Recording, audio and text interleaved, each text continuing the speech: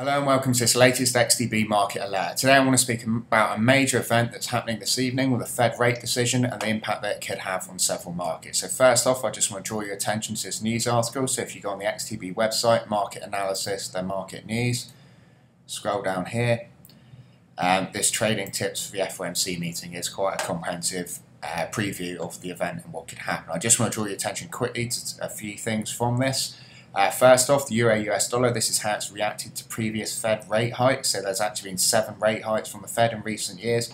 We've got the last 6 drawn out here. The impact on Euro-US dollar after 15 minutes, 1 hour, 4 hour and daily. You can see 3 times this had an impact bigger than 1% decline in Euro-US dollar. So that's obviously US dollar strength. It's just an indication that this can be quite a big mover for the markets and it can have obviously a big impact. One of the key things we also want to talk about is a dot chart. You can see the last time this was released back in June of this year, the revisions revised higher. So you can see expecting 2.375% for the Fed rate, which suggests 2 further rate hikes this year. Just on that tonight, it's very highly likely that the Fed do raise their rates according to market probabilities. So that would be a further increase tonight and probably in December. Another thing to keep an eye on is what happens next year. You can see from the last projections, 3 rate hikes were priced in for next year, and any movement in these could have a significant impact on the markets that I'll discuss. So now if we go over to the XStation 5 platform here, I want to talk about 4 markets: Euro, US dollar, gold, US 500 and the T-note. So first off, Euro, US dollar.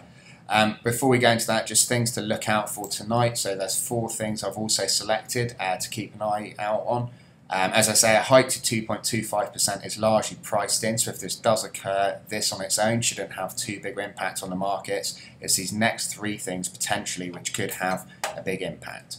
So first off, the wording of the statement. So the statement will be released at 7 o'clock alongside the dot plot and also the rate decision. There is some speculation that the words accommodative will be dropped from the statement. Now this could be seen as a hawkish signal.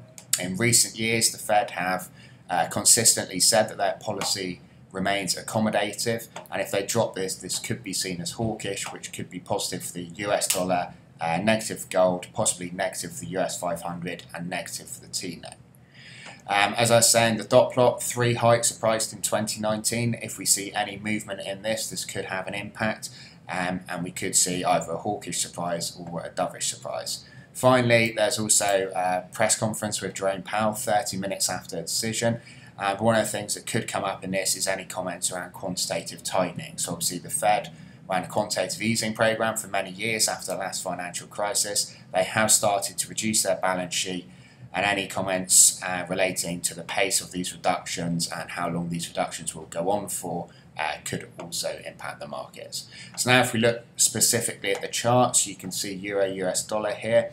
I just want to highlight the impact that central bank decisions can have on the markets. You can see the ECB here, so this is obviously European Central Bank, not the Fed, but you can see after they had their rate decision back in April, we saw a large move lower, not just on the day, but for several weeks afterwards.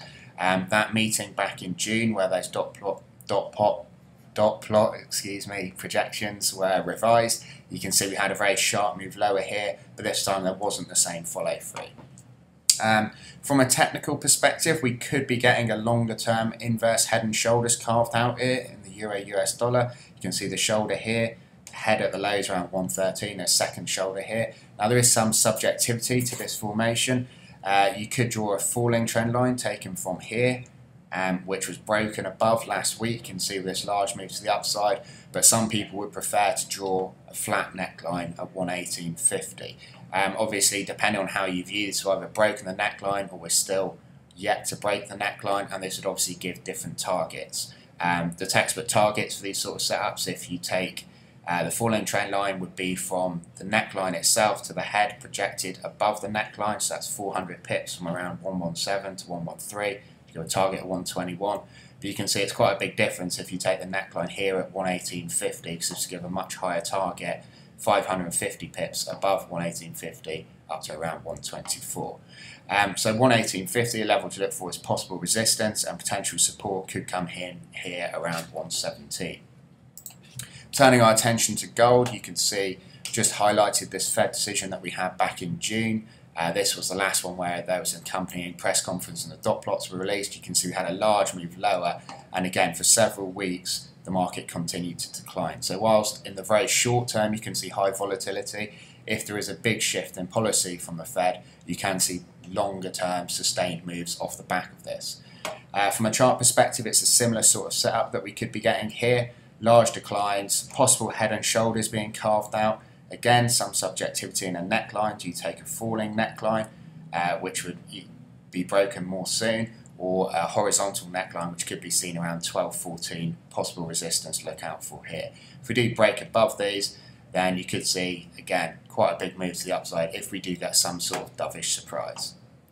The US 500 is another market which can be highly sensitive to Fed policy, and you can see this has been trading very cleanly of late.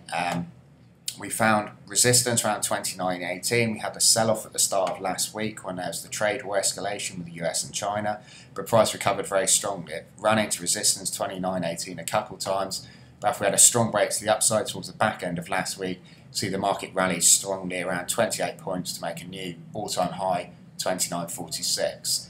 We did gap lower over the weekend, pulled back down, and we've seen a flip of polarity here. So what was resistance at 29.18 has now been offering support on a couple of occasions. The market did rally yesterday and pretty much closed the gap that we saw lower, but now it's fallen back down a little bit, and it sits sort of in the middle of this range between 29.18 and 29.34. As long as the market remains above 29.18, the outlook remains fairly positive. If we can get above 29.34, we could see a push at these all-time highs, 29.46 and even higher. However, if we do break down below 29.18, then the shorts would have an opportunity to push price back down lower, and you'd see possible support coming in around 29.05, and these lows from last week, 28.83, also worth keeping an eye on. Finally, I just want to talk about the T-note. Whenever there's a Fed rate decision, you hear a lot of talk about the US 10-year yield. The US 10-year yield is inverse to the T-note, so as the T-note drops, the yield rises, and you'll see the yield in financial media is back about 3%. It's close to its highest in several years. You can see we've run just yesterday down to this support area around 118.32 for the T-note. Just to show you from a longer term perspective how significant this could be. If we do break below 118.32, so if there is something particularly hawkish tonight, you have to go all the way back 2010 here to see basically a lower price for the T-note or a higher yield on the US 10-year. Just talking about the decision itself when it's coming out, how I normally view these, if you use the grid function here, you can see you can view all four of these charts at one time.